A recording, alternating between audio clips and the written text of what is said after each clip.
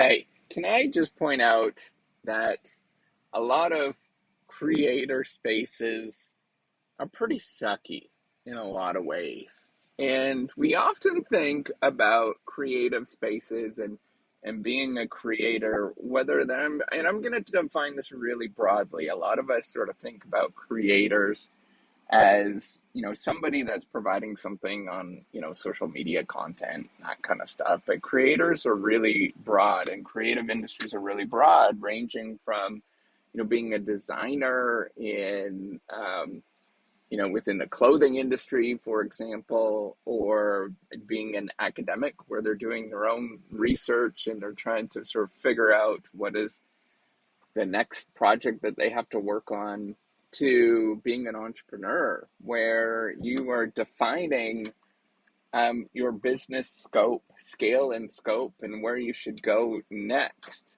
To even becoming, or to even being senior level managers at an organization, or even middle level managers, where you're sort of thinking about what is it that you need to do? What's the sort of creative space that you need to do? And what I'm really talking about is coming up with just new ideas and then executing on those particular ideas repeatedly over time.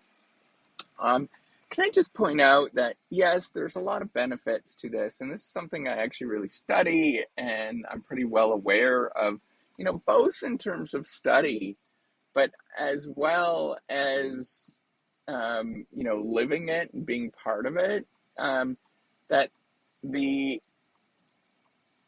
the one thing that everybody says is amazing with a creative space is the autonomy.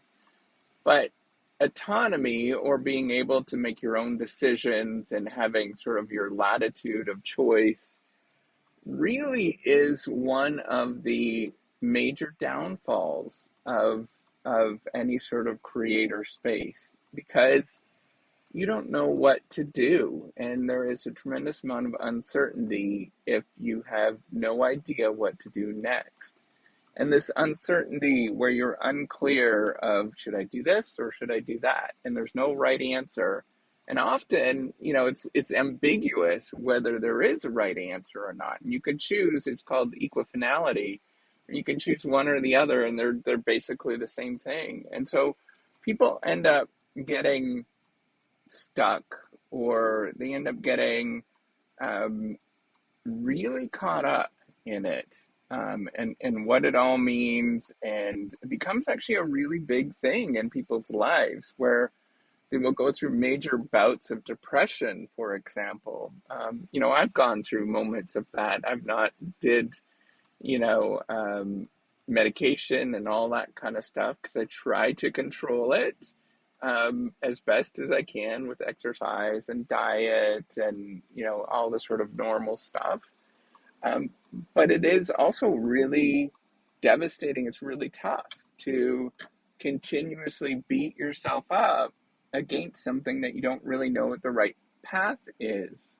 And you don't know what the right sort of moments where you should decide to do this or do that, or should you stay with the creative space, or should you leave it and go do something else? Like, there's just so many decisions that are uncertain and difficult, and I see this repeatedly as the sort of blessing is that autonomy, having that sort of choice to do whatever you want, the latitude to do whatever you want. But it's also the double-edged sword. It is the problem, the major problem with creator spaces is not knowing what to do.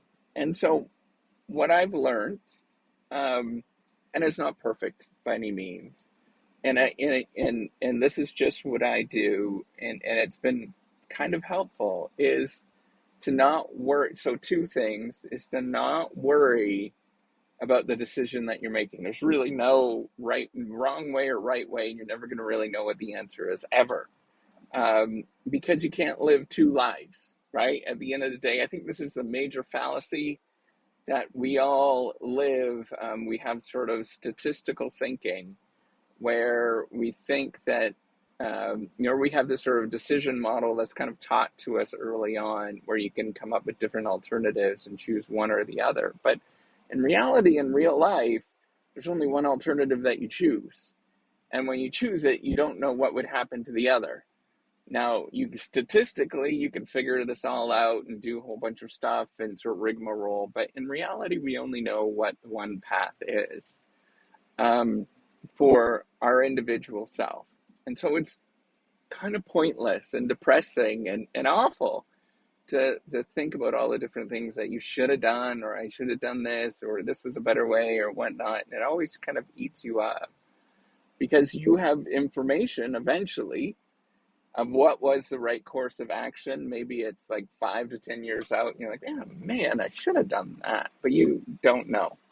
So trying to turn that off and not worrying about what those alternatives are and all that kind of stuff is actually pretty wise.